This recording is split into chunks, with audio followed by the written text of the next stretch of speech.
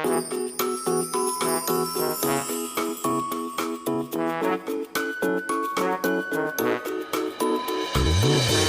students, how are you? I believe you're doing well right now.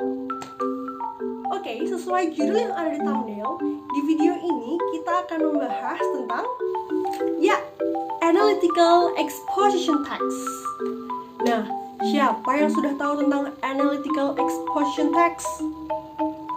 Oke, di video ini Miss akan jelasin tentang yang pertama, definition. Yang kedua, the purpose. Yang ketiga, generic structure. Dan yang keempat, tentang language feature of analytical exposition text. So, let's go on! Oke, sekarang kita membahas tentang definition of analytical exposition text. Analytical exposition is a text that elaborates the writer's idea about the phenomenon surrounding. Jadi, teks analytical exposition ini adalah teks yang menjelaskan tentang ide atau pendapat penulis mengenai isu ataupun fenomena yang ada di sekitar. Nah, karena teks ini menjelaskan atau memaparkan tentang pendapat-pendapat, maka teks analytical exposition ini disebut juga dengan argumentative text. Nah, itu dia pengertian dari analytical exposition text. So, sekarang kita membahas tentang purpose of analytical exposition text. Jadi, students, penulisan analytical exposition text itu bertujuan untuk meyakinkan pembaca bahwa isu yang sedang kalian tulis itu merupakan topik yang sangat penting untuk dibahas. Sehingga setelah pembaca membaca tulisan yang kalian buat, mereka memiliki sudut pandang lain mengenai isu tersebut. Oke guys, sekarang kita lanjut ke generic structure of analytical exposition text. Jadi di generic structure ini kita memiliki 3 poin penting. Yang pertama, thesis. Yang kedua, argument. Dan yang ketiga, conclusion. Oke, sekarang kita masuk ke paragraf pertama, yaitu tesis. Di tesis ini kita memperkenalkan kepada pembaca tentang topik apa yang akan kita bahas. Dan di paragraf ini kalian sudah mulai menunjukkan nih sudut pandang apa yang akan kalian pilih. Setuju atau tidak setuju? Suka atau tidak suka? Kalian sudah mulai memperkenalkan kepada pembaca tentang hal tersebut. Oke, sekarang kita masuk ke argumen. Jadi, argumen ini terletak di paragraf kedua sampai hampir terakhir. Nah, jadi di argumen ini guys, kalian menuliskan tentang alasan-alasan pendukung tentang kenapa kalian setuju atau tidak setuju. Dan jangan lupa di paragraf ini kalian harus menuliskan bukti-bukti dan penjelasan untuk memperkuat argumen kalian guys. Well, sekarang kita masuk to the last structure of analytical exposition text, yaitu benar sekali, conclusion. Nah, apa yang harus kita tuliskan di paragraf ini?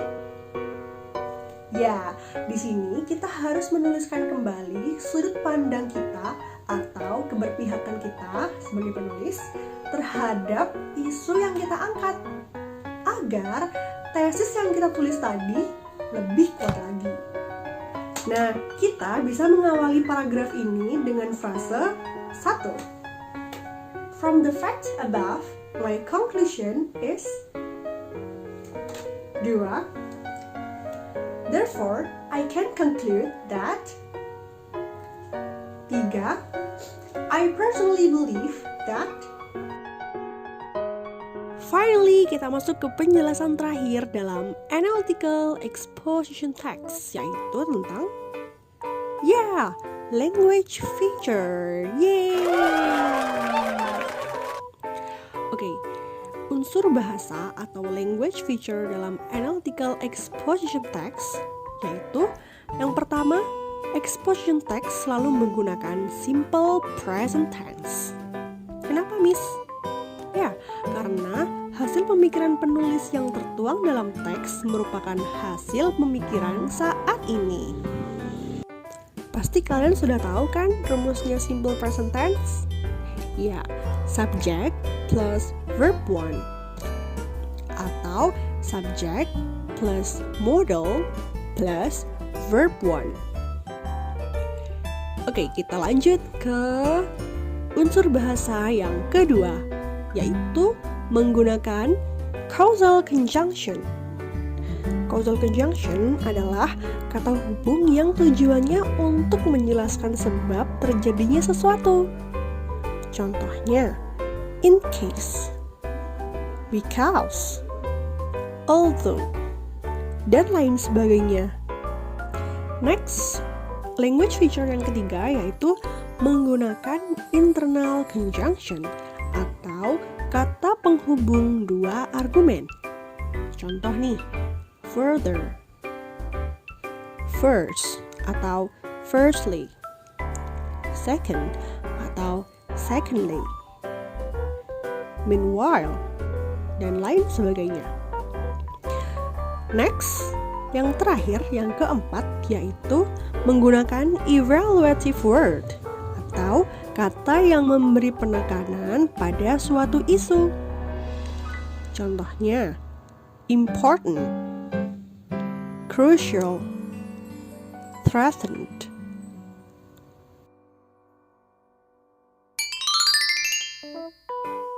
Oke, untuk lebih mendalami materi ini, let's review this lesson.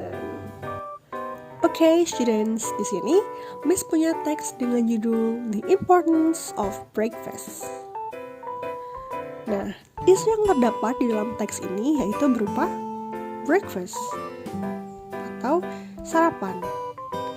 Nah, dalam teks ini penulis menyatakan bahwa dia tuh setuju bahwa sarapan itu penting untuk tubuh. Maka dari itu, penulis di sini menuliskan alasan-alasan tentang pentingnya sarapan. Seperti yang bisa kalian lihat, di situ ada first, second, last. Nah, itu berisi alasan-alasan yang penulis buat. Yuk sekarang kita masuk to the generic structure of this text. Nah, bisa kalian tebakkan di mana tesis? Ya, tesis ada di paragraf pertama. Dari some people sampai for us. Nah, bisa kalian lihat di situ bahwa di paragraf pertama penulis sudah menuliskan tentang topik apa yang akan dibahas. Dan di sana penulis juga sudah menuliskan sudut pandangnya mengenai breakfast atau sarapan. Sekarang coba tebak di mana letak paragraf argumen. Ya, di paragraf kedua sampai paragraf keempat. Bisa kalian lihat tuh di sana terdapat alasan-alasan pendukung isu tentang pentingnya sarapan. Yap, and the last paragraph conclusion. Di sana penulis menekankan kembali sudut pandangnya bahwa sarapan itu penting. Okay, students, that's all my explanation about analytical exposition text. It's easy, isn't it? Miss tunggu karya-karya kalian tentang analytical exposition text ya. And see you. Bye-bye.